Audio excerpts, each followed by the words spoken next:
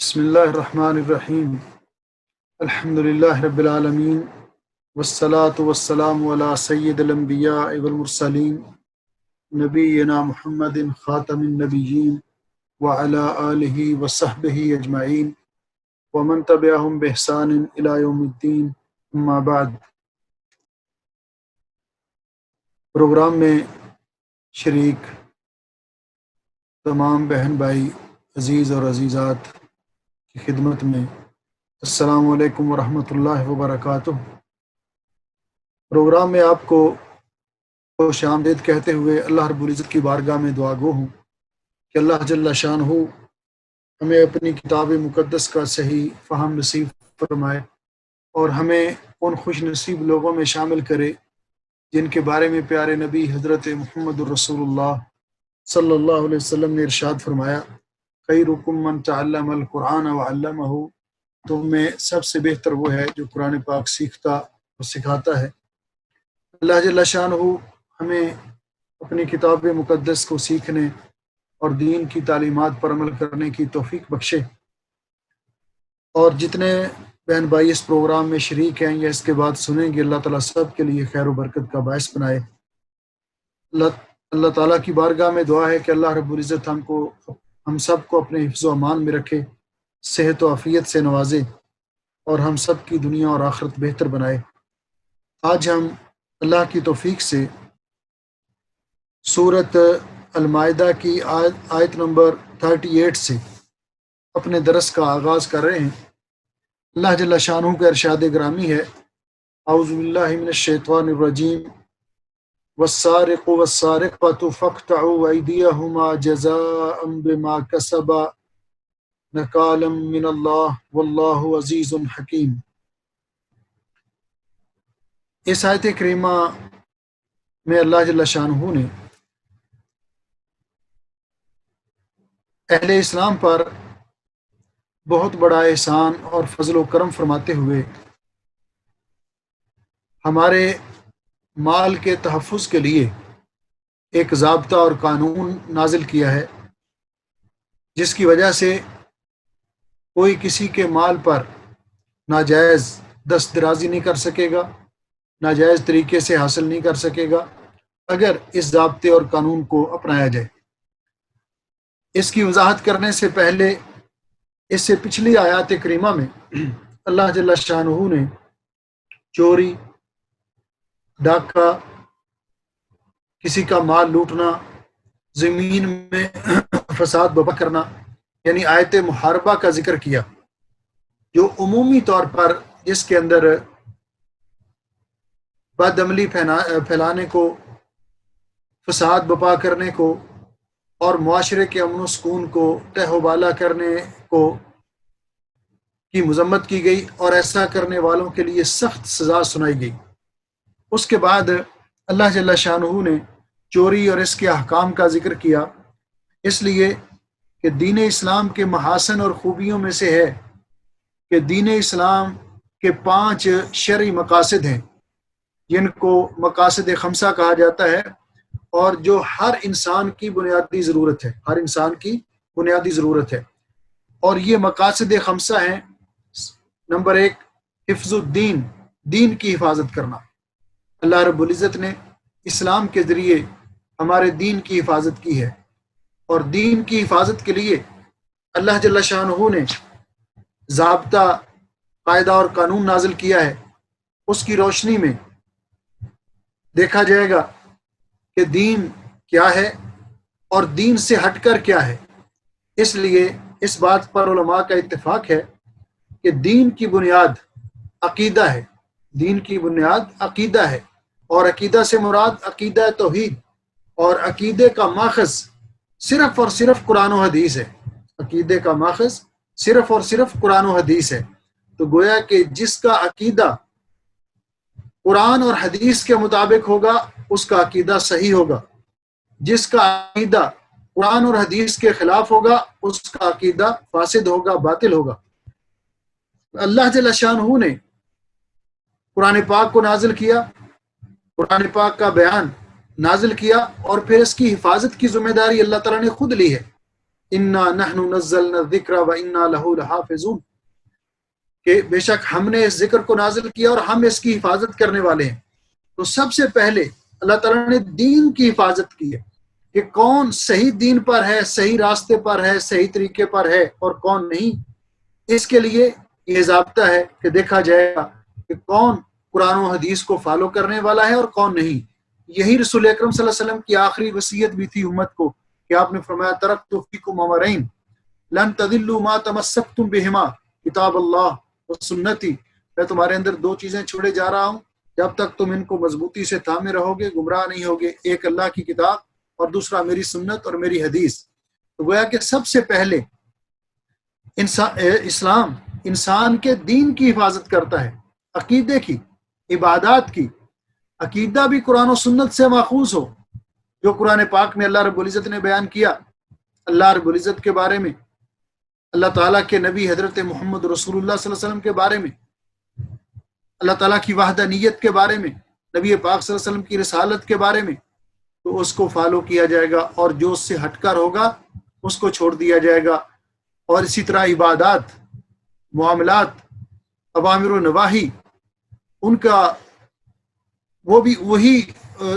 اپنا نگاہ میں رکھے جائیں گے اور ان پر عمل کیا جائے گا، اپنایا جائے گا، جو اللہ رب العزت نے قرآن و حدیث میں بیان کی ہے۔ تو پہلا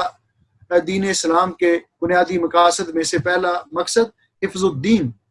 اگر دین درست ہے تو باقی معاملات درست ہیں، اس لیے حفظ دین کو مقدم کیا گیا۔ اور اس کے بعد دوسرا جو مقاصد شریعہ میں سے دوسرا اہم مقصد ہے وہ ہے حفظ النفس، انسان کی جان کی حفاظت کرنا۔ اللہ رب العزت نے انسان کی جان کو تحفظ دیا ہے، اس کی حفاظت کی ہے۔ کسی کے لیے جائز نہیں وہ کسی پر دست درازی کرے یا کسی کی جان کا خاتمہ کرے، یہ کسی کے لیے جائز نہیں، سوائے ان صورتوں کے جو شرعی طور پر پچھلے درس میں کل میں نے بیان کی تھی۔ تو اللہ تعالیٰ نے نفس کی حفاظت کے لیے ہمارے لیے غذا بھی ایسی مقرر کی کہ جو طیبات ہے، جو ہمارے جسم، ہماری صحت کے لیے مفید ہے اور ہماری بقا کے لیے مفید ہے، اور پھر منع کر دیا کہ اپنی جان کو تکلیف پہنچانا، ایسی غذا استعمال کرنا، زہریلی غذائیں استعمال کرنا، اپنی جان کو ختم کرنے والی چیزیں استعمال کرنا، ان سے منع کر دیا۔ اور ساتھ فرمایا وَلَا تَقْتُلُوا أَنفُسَكُمْ، اپنے آپ کو ہلاکت میں نہ ڈالو، اپنے آپ کو قتل نہ کرو۔ تو اللہ رب العزت نے انسان کے نفس کی حفاظت کی ہے۔ پھر حفظ العقل، اللہ رب العزت نے انسان کی عقل کی حفاظت کی ہے، اس لیے کہ عقل بنیاد ہے۔ اس دین اسلام کی تکالیف اور ان پابندیوں پر عمل کرنے کے لیے، دین اسلام کے احکام پر عمل کرنے کے لیے عقل بنیاد ہے، اور عقل سے انسان کو ممتاز کیا گیا ہے، اس لیے عقل کی بھی حفاظت کی ہے۔ اس وجہ سے اللہ رب العزت نے ہر وہ چیز جو عقل کو معاف کر دینے والی ہے، خمر یعنی شراب، اور خمر کس کو کہتے ہیں؟ ما خامر العقل، جو انسان کی عقل کو ڈھانپ دے، شراب ہے، چرس ہے، افیون ہے، بھنگ ہے، جتنی نشہ آور چیزیں ہیں، جتنی منشیات ہیں، سب سے منع کیا ہے، اس لیے کہ یہ انسان کی عقل کے خلاف ہیں، اور عقل جو ہے عقل کو معاف کر دیتی ہیں۔ اور عقل کی حفاظت اسلام کے بنیادی 5 مقاصد میں سے ایک اہم مقصد ہے۔ چوتھے نمبر پر حفظ النسل، انسان کی نسل کی حفاظت۔ اللہ رب العزت نے زنا کو، بدکاری کو حرام قرار دیا ہے، اس لیے کہ انسان کی نسل کی حفاظت کے لیے نکاح کو شرعی طور پر، شرعی قواعد کے مطابق جائز قرار دیا ہے، نسل انسانی کی بقا کے لیے اور نسل کے تحفظ کے لیے۔ اور اس پر جو اس کی خلاف ورزی کرتا ہے سخت سزا رکھی ہے، کہ اگر ایسا کرنے والے غیر شادی شدہ ہیں تو ان کو 100 کوڑے مارے جائیں گے، اور اگر وہ شادی شدہ ہیں تو ان کو رجم کر دیا جائے گا، پتھر مار مار کر ان کو ہلاک کر دیا جائے گا۔ 5واں بنیادی مقصد جو دین اسلام کا ہے، مقاصد 5 میں سے، وہ ہے حفظ المال، انسان کے مال کی حفاظت کرنا۔ گویا کہ اللہ رب العزت نے انسان کے دین کی، اسلامی قانون کے تحت اور اسلامی تعلیمات کے ذریعے انسان کے دین کی، انسان کی جان کی، انسان کی عقل کی، انسان کی نسل کی اور انسان کے مال کی حفاظت کی ہے۔ یہ اسلامی احکام اور اسلامی شریعت کے بنیادی مقاصد میں سے ہے۔ نبی پاک صلی اللہ علیہ وسلم نے ارشاد فرمایا حضرت ابو ہریرہ رضی اللہ تعالیٰ عنہ سے روایت ہے، آپ نے فرمایا کل المسلم علی المسلم حرام دمہ و مالہ و عرضہ، ہر مسلمان کی دوسرے مسلمان پر حرام ہے، خون بھی، مال بھی اور عزت بھی. یعنی کسی مسلمان کے لیے جائز نہیں کہ دوسرے مسلمان کا ناحق خون کرے، نہ اس کا مال اس کی مرضی اور اجازت کے بغیر لے، وعرضہ، نہ اس کی عزت پر حملہ کرے. یعنی اللہ رب العزت نے ان چیزوں کو تحفظ دیا ہے. آپ نے حجۃ الوداع کے موقع پر حضرت ابن عباس رضی اللہ تعالیٰ عنہ کی روایت کے مطابق کہ آپ نے ارشاد فرمایا تھا فَإِنَّ دِمَاءَكُمْ وَأَمْوَالَكُمْ وَأَعْرَاضَكُمْ حَرَامٌ عَلَيْكُمْ، اے لوگو، تمہارے خون، تمہارے مال، تمہاری عزتیں ایک دوسرے پر حرام ہیں، کَحُرْمَتِ يَوْمِكُمْ هَذَا، تمہارے اس دن کے حرمت کی طرح، یعنی ان کی حرمت ہے تم پر، تم ان کو پامال نہ کرو. وَفِي بَلَدِكُمْ هَذَا فِي شَهْرِكُمْ هَذَا، اس طرح کہ تمہارا یہ شہر حرمت والا ہے مکہ معظمہ، اور یہ مہینہ حرمت والا ہے حج کا مہینہ، اسی طرح اللہ رب العزت نے تم پر ایک دوسرے کے مال، خون اور عزتوں کو بھی حرام قرار دیا ہے. تو ایسے موقع پر اللہ رب العزت نے یہ تحفظ دینے کے لیے حدود اور قصاص کا نظام اللہ رب العزت نے اپنی کتاب مقدس میں نازل کر کے انسان کی جان کو بھی، اس کے مال کو بھی اور اس کی عزت کو بھی تحفظ دیا ہے. اور یہ حدود جو اللہ رب العزت نے مقرر کی ہیں، یہ کوئی انسانیت پر ظلم نہیں، انسانیت پر زیادتی نہیں، بلکہ اللہ رب العزت نے انسانیت کے تحفظ کے لیے، معاشرے میں امن و سکون کو قائم رکھنے کے لیے، اخلاقی اقدار ان کے تحفظ کے لیے اللہ رب العزت نے یہ حدود نافذ کرنے کا حکم دیا ہے، اور یہ حدود مقرر کی ہیں اور یہ سزائیں مقرر کی ہیں. اس لیے حضرت ابو ہریرہ رضی اللہ تعالیٰ عنہ فرماتے ہیں کہ حد یعمل بہ فی الارض، کہ کسی بھی اللہ تعالیٰ کے قانون کی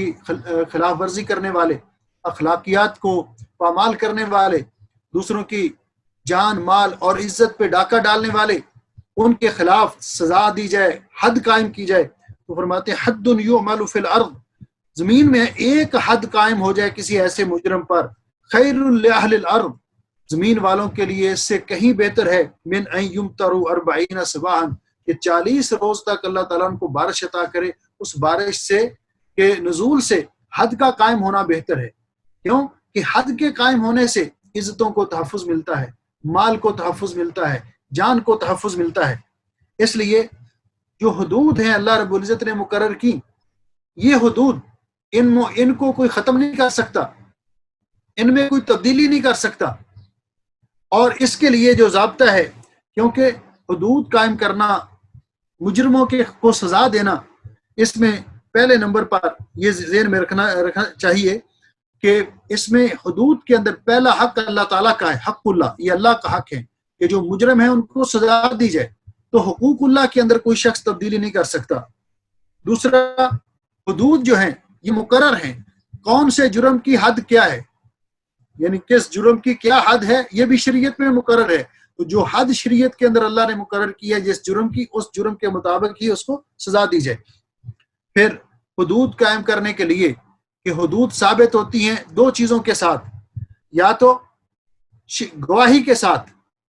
جس طرح کہ اگر کسی کے خلاف کوئی دعویٰ دائر کرتا ہے کہ اس نے بدکاری کی ہے تو زنا کی حد ہے 4 لوگ گواہی دیں، چوری کی حد ہے 2 لوگ گواہی دیں. تو یا تو شہادت کے ذریعے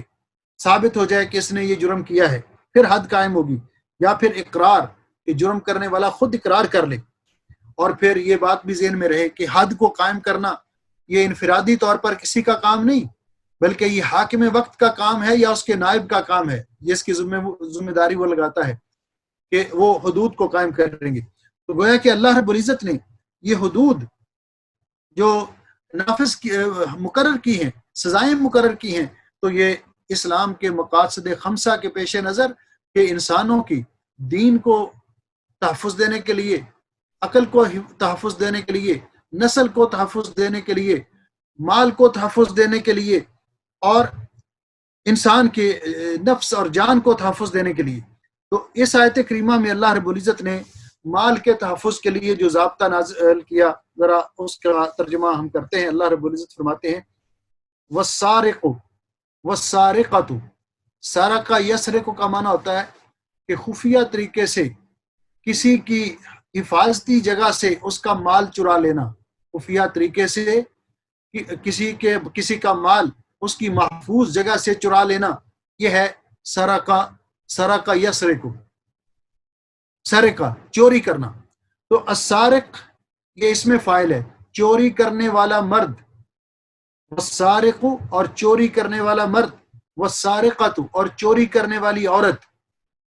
یعنی اگر مرد چوری کرے تو اس پر بھی یہ قانون نافذ ہوگا، اگر عورت چوری کرے تو اس پر بھی یہ قانون نافذ ہوگا۔ یہ حکم دونوں کے لیے ہے، جس طرح کے حدیث پاک میں آتا ہے کہ سب سے پہلے اسلام کے اندر دو لوگوں پر چوری کی حد نافذ کی گئی۔ اول سارق قطعت یدہ فی الاسلام ہوا خیار ابن عدی ابن نوفل ابن عبد مناف،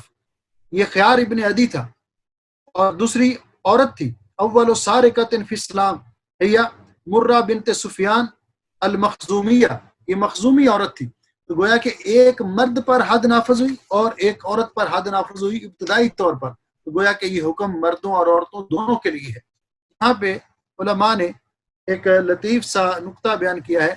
کہ جب چوری کا ذکر آیا تو اللہ رب العزت نے پہلے ذکر کیا والسارق والسارقۃ، چوری کرنے والا مرد اور چوری کرنے والی عورت، لیکن دوسری جگہ سورہ نور میں جب زنا اور بدکاری کا ذکر آیا تو وہاں پہلے ذکر کیا الزانیۃ والزانی، الزانیۃ والزانی۔ علماء نے اس میں یہ فلسفہ اور حکمت بیان کی ہے کہ چونکہ چوری کرنا مال مردوں کو زیادہ مرغوب ہوتا ہے اور یہ جرأت مندی کا کام ہے، اس میں آگے اپنا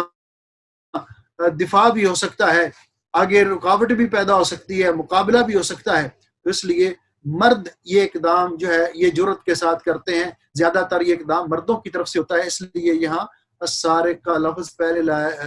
ذکر کیا گیا، وگرنہ حکم دونوں کے لیے ایک ہے، سارق و سارقۃ۔ لیکن وہاں پہ بدکاری اس وقت تک مرد جرأت نہیں کرتا جب تک عورت اس کو کوئی شہ نہ دے یا وہ اس کو کوئی اپنا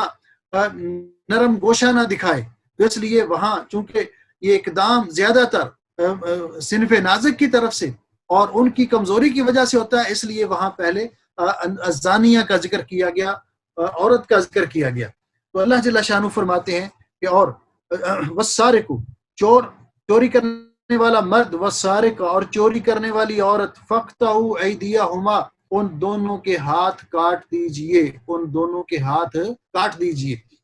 حضرت ابن مسعود رضی اللہ تعالیٰ عنہ اس قرات کو یوں بھی پڑھا کرتے تھے جس طرح حافظ ابن کثیر نے ذکر کیا کہ فاقطعوا ایمانہما، کہ ان کے دائیں ہاتھ کاٹ دیجیے، دائیں ہاتھ کاٹ دیجیے۔ تو گویا کہ جب کوئی مرد چوری کر لیتا ہے یا کوئی عورت چوری کر لیتی ہے تو شریعت نے اس کے لیے یہ سزا رکھی ہے کہ اگر یہ جرم ثابت ہو جائے تو چوری کرنے والے مرد کا یا چوری کرنے والی عورت کا دایاں ہاتھ کاٹ دیا جائے گا، یعنی یہ کلائی کے جوڑ سے اس کا دایاں ہاتھ کاٹ دیا جائے گا۔ اللہ ہم سب کو اپنی حفظ و امان میں رکھے اور ایسی بری خصلتوں سے اللہ تعالیٰ سب کو محفوظ فرمائے۔ لیکن کیا چوری کر لے اس کے لیے کوئی نصاب بھی ہے؟ چوری کر لے تو اس کے لیے کوئی ضابطہ بھی ہے کہ کتنا مال چوری کرے تو اس کا ہاتھ کاٹا جائے گا، یا کہ تھوڑا بہت جو بھی کر لے، کوئی سیب چرا لیا کسی نے، کسی کو بھوک لگی ہے تو کھانا اس نے چرا لیا، تو ایسی چیزوں میں نہیں، بلکہ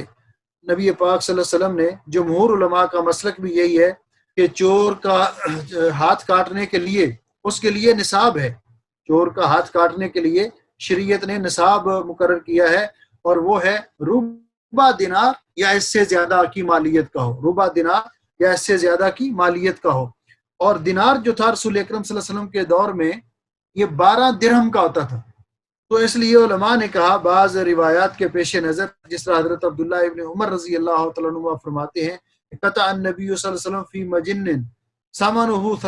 ثلاثۃ دراہم، کہ نبی علیہ السلام نے ایک ڈھال کے چرانے کے بدلے ہاتھ کاٹا چوری کرنے والے کا، اور جس کی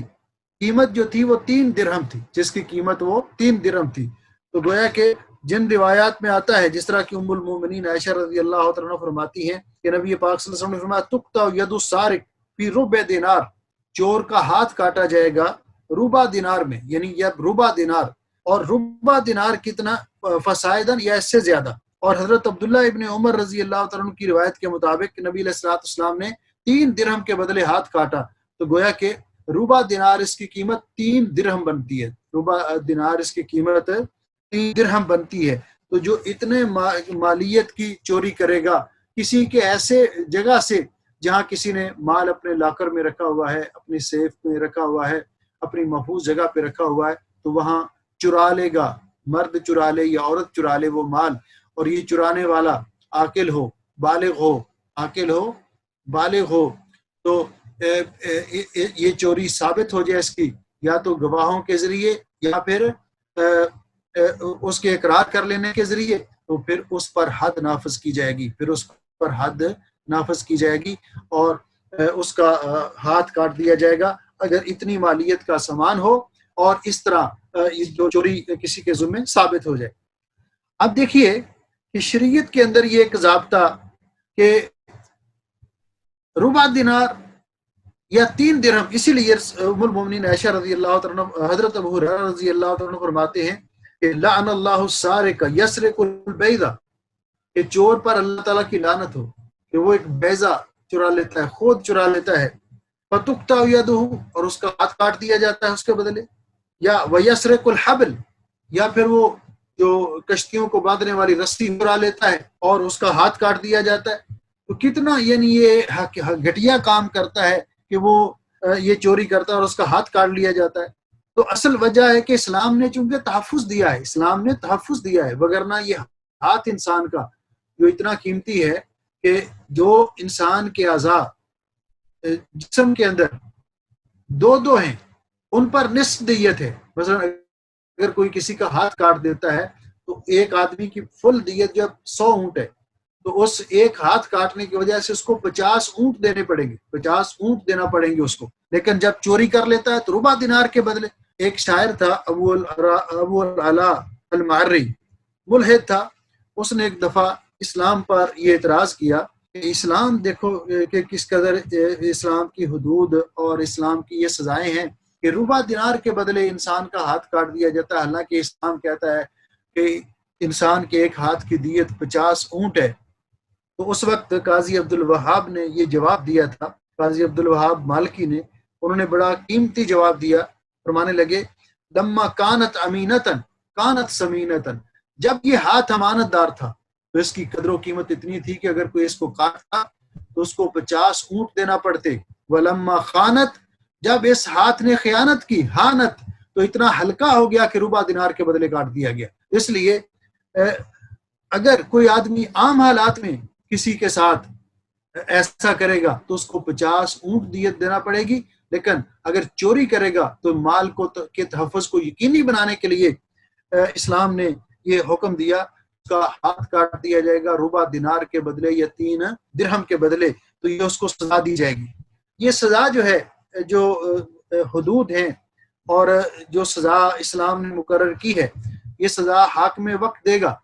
اگر تو چور کا معاملہ یا حدود کا معاملہ، یہ کیس عدالت میں آنے سے پہلے کوئی معاف کر دے، مثلا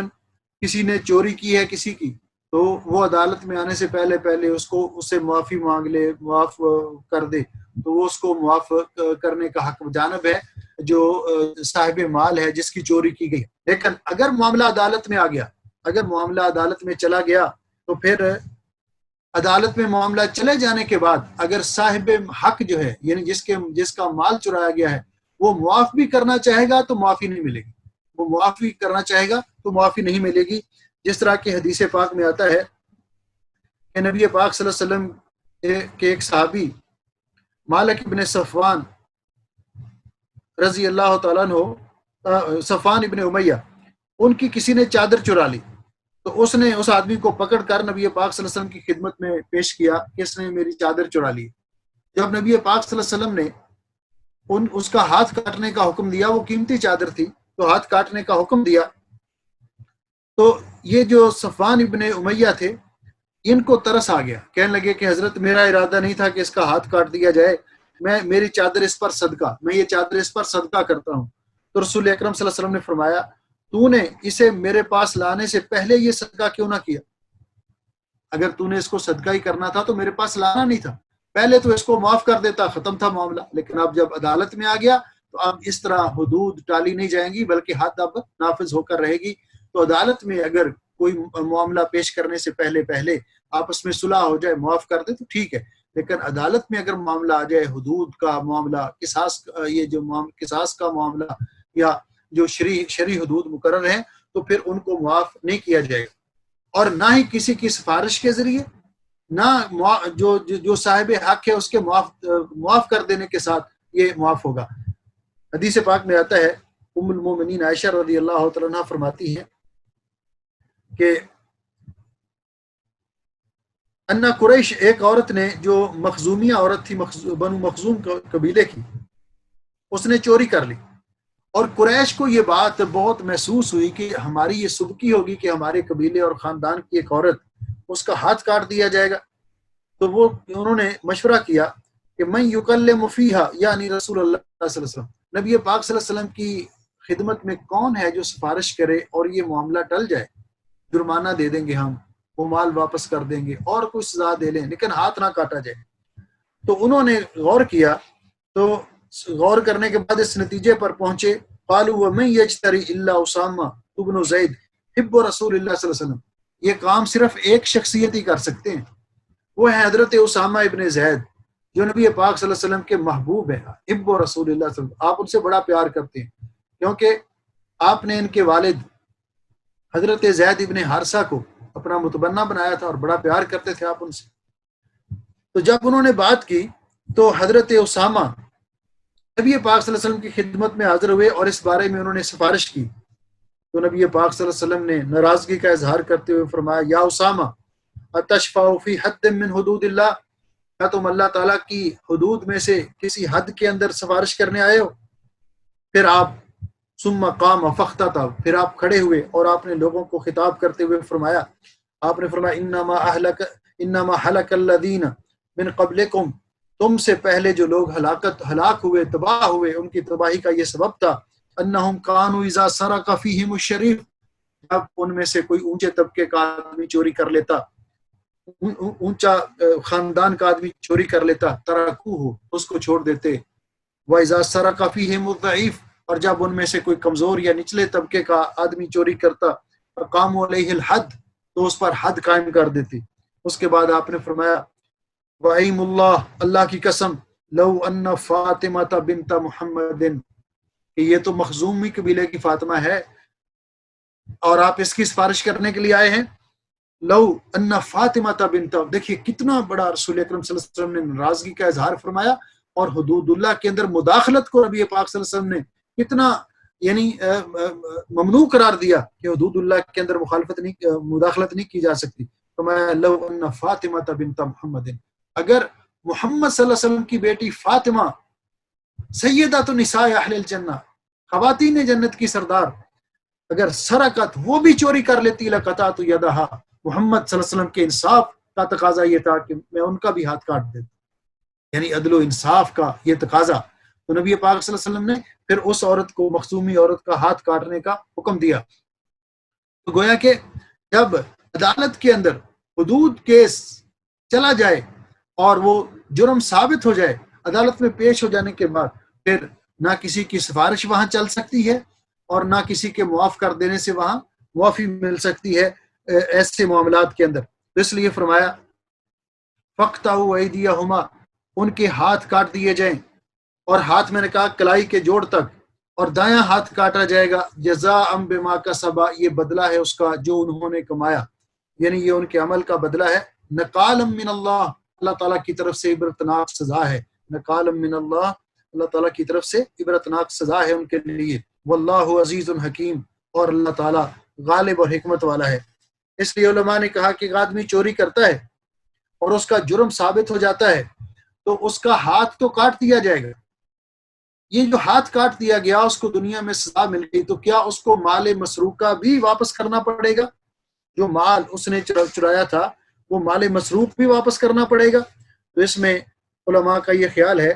کہ اگر چور سے وہ مال برآمد ہو جائے تو وہ اس کے اصل مالک کو مال لٹایا جائے گا، اور اگر چور کے پاس اس قدر پراپرٹی ہو کہ وہ اس کی مالیت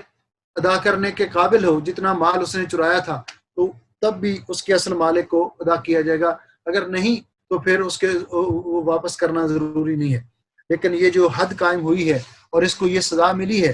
تو کیا اس کے ساتھ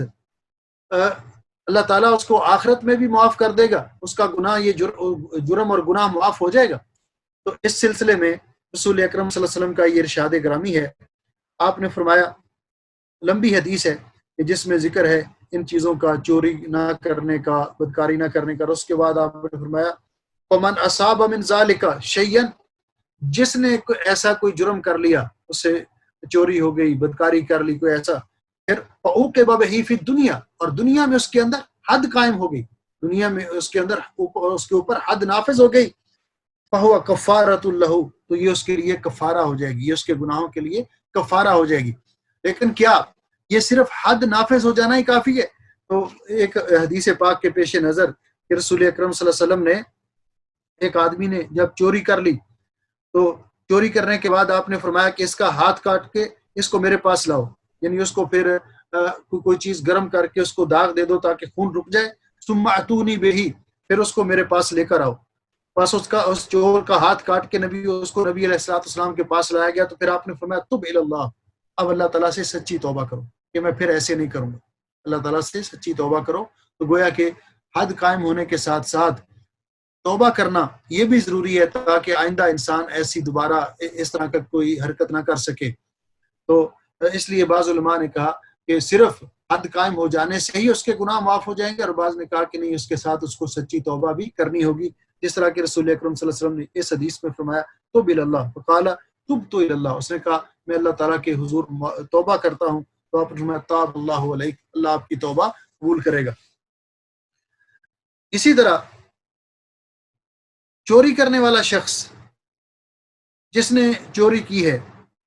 اور اس پر دنیا کے اندر یہ حد قائم ہو گئی ہے،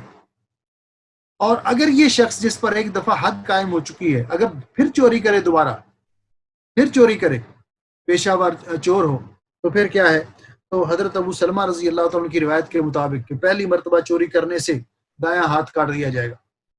پھر اگر باز نہ آیا، دوسری بار چوری کر لی تو پھر اس کا بایاں پاؤں کاٹ دیا جائے گا، اگر پھر تیسری بار اس نے چوری کر لی تو پھر اس کا بایاں ہاتھ کاٹ دیا جائے گا، اور چوتھی بار اس نے چوری کر لی تو اس کا دایاں پاؤں کاٹ دیا جائے گا، گویا کہ اس کو بالکل اپاہج بنا دیا جائے گا، اور اس کے بعد پھر وہ چوری کرنے کے قابل ہی نہیں رہے گا۔ تو اس لیے شریعت نے یہ سزا مقرر کی۔ اگر ایسا شخص جو ہے چوری کرنے والا بچہ ہے، مجنون ہے، یا تو اس کو پتہ نہیں ہے، یا اس قانون اور سزا سے وہ واقف نہیں تھا، تو پھر اس کو جو دیگر سزا دی جا سکتی ہے، پھر اس کا ہاتھ نہیں کاٹا جائے گا، اس تنبیہ کے طور پر اس کو جو سزا دی جائے گی، اور جو مال مسروقہ ہے اس سے وہ واپس لے لیا جائے گا۔ تو یہ بیان فرمایا کہ واللہ عزیز حکیم، اللہ تعالیٰ غالب حکمت والا ہے، یعنی اللہ رب العزت اپنے احکام کو نافذ کرنے کے لیے اللہ تعالیٰ کے پاس قوت ہے، غلبہ ہے، اور اللہ تعالیٰ کا ہر حکم حکمت پر مبنی ہے۔ اللہ رب العزت نے یہ جو قانون ہے، یہ سزا ہے چوری کی، ایک ظلم اور زیادتی کرتے ہوئے نہیں، بلکہ ایک حکمت کے تحت کہ لوگوں کے مال کو تحفظ دینے کے لیے اللہ رب العزت نے یہ قانون عطا کیا ہے۔ اس کے بعد اللہ جل شانہ فرماتے ہیں فمن تاب من بعد ظلمہ،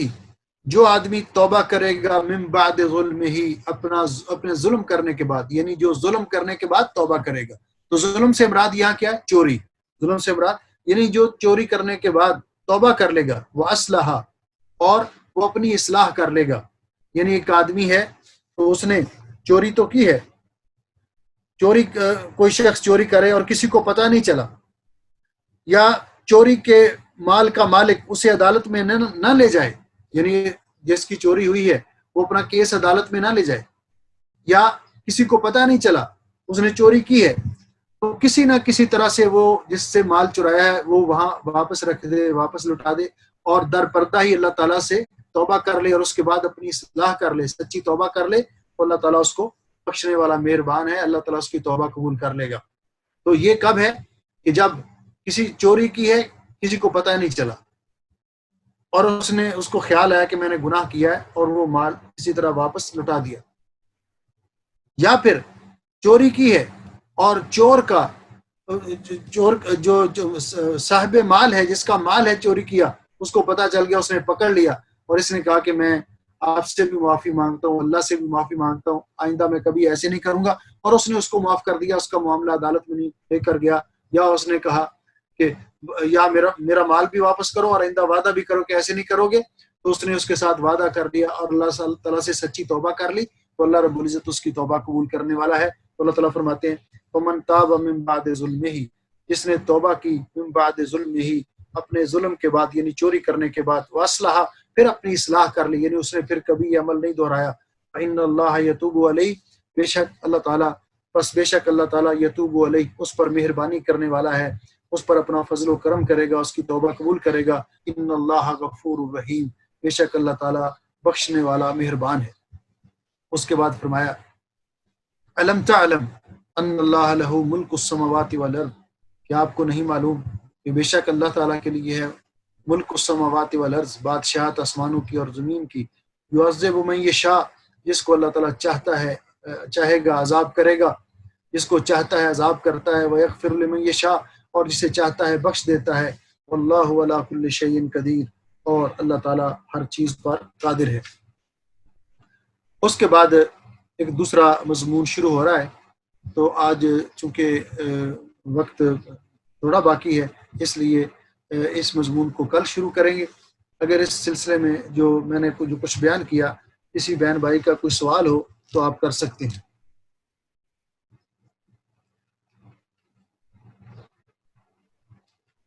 تو آج گویا کہ ہم نے آیت نمبر 38 سے لے کر 40 تک کا ترجمہ اور تفسیر بیان کیا ہے سورۃ المائدہ کا۔ کل انشاءاللہ اس سے آگے شروع کریں گے، اور اگر آپ کے پاس وقت ہو تو ایک دو آیتیں اور بھی پڑھی جا سکتی ہیں۔ کیا خیال ہے عبد الرحمن؟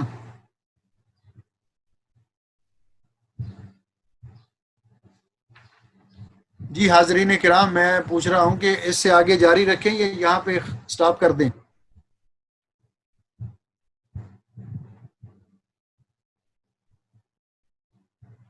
چلو پھر ابھی ٹائم ہے، چلتے ہیں آگے بھی انشاءاللہ۔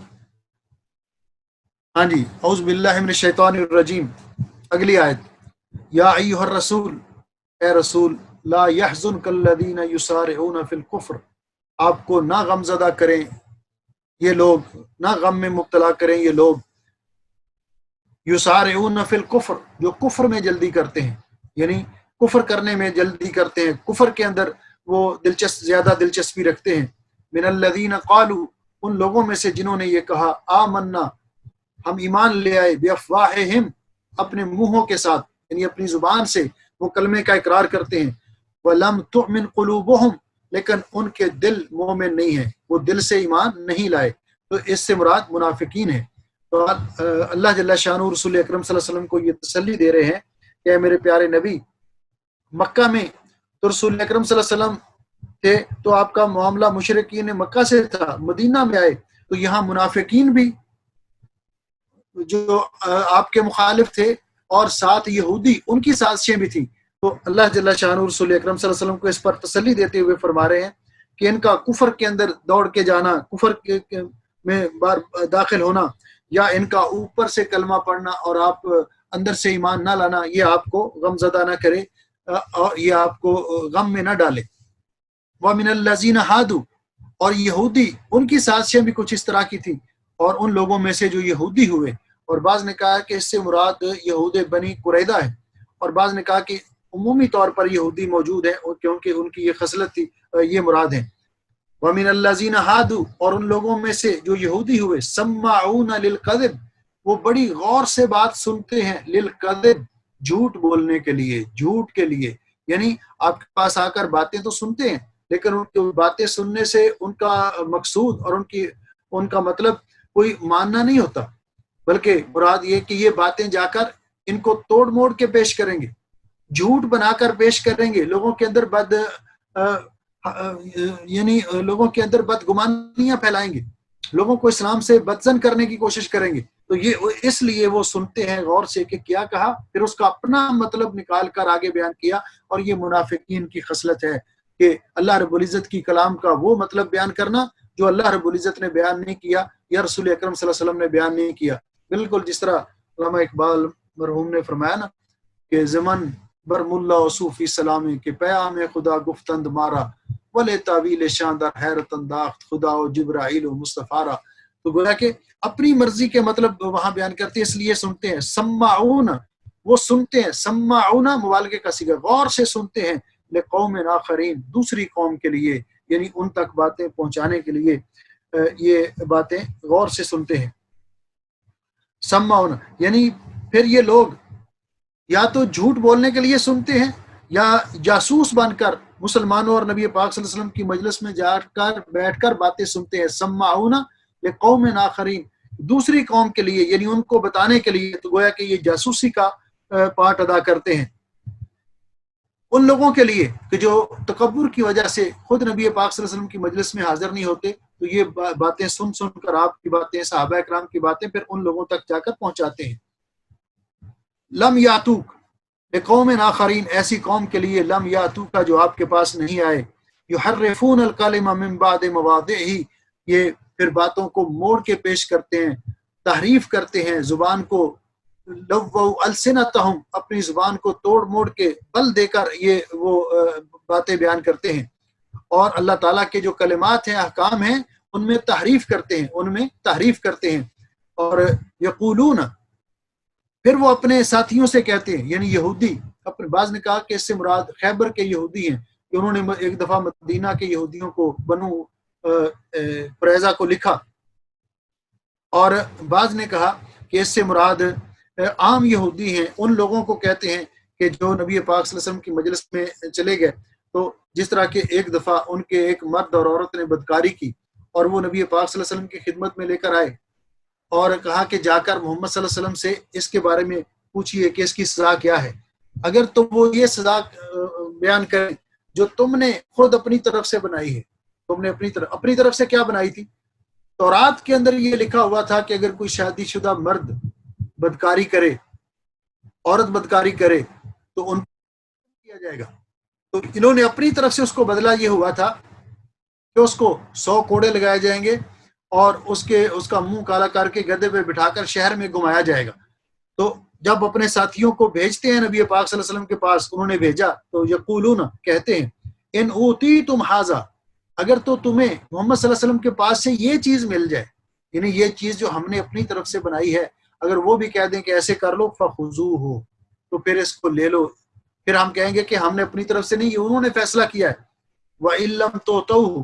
اور اگر تمہیں وہ چیز نہ دیں کہ جو ہم نے اپنی طرف سے بنائی ہے، فَاحْذَرُوا، تو پھر اس سے بچو، پھر وہ نہ لینا، پھر اس پر عمل نہ کرنا۔ تو گویا کہ وہ نبی پاک صلی اللہ علیہ وسلم کے پاس ان کو بھیجتے تھے آپ کے فیصلے پر عمل کرنے کے لیے نہیں، بلکہ اپنی موافقت، اپنے غلط فیصلے کی موافقت اختیار کرنے کے لیے۔ تو اللہ جل شانہ فرماتے ہیں، یہ جس طرح کے نبی پاک صلی اللہ علیہ وسلم کے پاس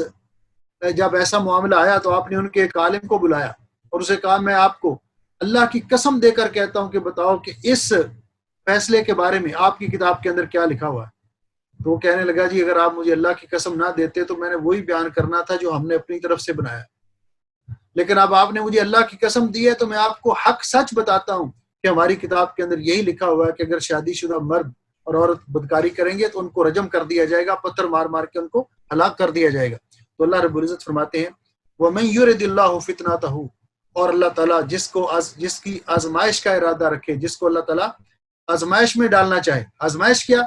کہ اب یہ یہودی آزمائش میں پڑ گئے، اگر رسول اکرم صلی اللہ علیہ وسلم کی بات مانتے ہیں تو پھر ان کو تورات کی صحیح بات ماننا پڑتی ہے، تو اس کو رجم کروانا پڑتا ہے، اور اگر نہیں مانتے تو پھر نہ ایک وہ نبی پاک صلی اللہ علیہ وسلم کی بات کی مخالفت کر رہے ہیں اور دوسرا تورات کی بات کی مخالفت کر رہے ہیں، تو دونوں طرف سے وہ پھنسے، تو اس فتنے میں پڑ گئے۔ انہوں نے خود اپنے آپ کو تورات کے اندر تحریف کر کے، تورات کے حکم کو بدل کر انہوں نے اپنے آپ کو فتنے کے اندر ڈال دیا اور آزمائش کے اندر ڈال دیا۔ تو اللہ جل شانہ فرماتے ہیں، وَمَن يُرِدِ اللَّهُ فِتْنَتَهُ، جس کو اللہ تعالیٰ آزمانا چاہے، جس کو اللہ تعالیٰ جس کا امتحان لینا چاہے، جس کو اللہ تعالیٰ گمراہ کرنا چاہے، فَلَن تَمْلِكَ لَهُ فلن فلن تملک لہ من اللہ شیئا، تو آپ اللہ تعالیٰ کی سزا سے، اور اللہ تعالیٰ اس کو جو رسوا کرنا چاہتا ہے آپ اس بچا نہیں سکتے، کسی چیز کا آپ اختیار نہیں رکھتے۔ اولئک الذین، وہ لوگ ہیں، لم یرد اللہ ان یطہر قلوبہم، اللہ تعالیٰ نہیں چاہتے کہ اللہ ان کے دلوں کو پاک صاف کریں، یعنی اللہ تعالیٰ نہیں چاہتے کہ اللہ تعالیٰ ان کے دلوں کو پاک کرے۔ لہم فی الدنیا خزی، ان کے لیے دنیا کے اندر بھی رسوائی ہے، وَلَهُمْ فِي الْآخِرَةِ عَذَابٌ عظیم، اور ان کے لیے آخرت کے اندر بہت بڑا عذاب ہے۔ اس پر ہم اکتفا کرتے ہیں۔ ہاں، اگلی آیت بھی اس کے ساتھ ہے، تو اگلی آیت کو ختم کر لیں۔ سماعون للکذب، وہ جھوٹی بات، وہ سننے والے ہیں، غور سے سنتے ہیں وہ باتوں کو، للکذب جھوٹ بولنے کے لیے، اکالون للسحت، اکالون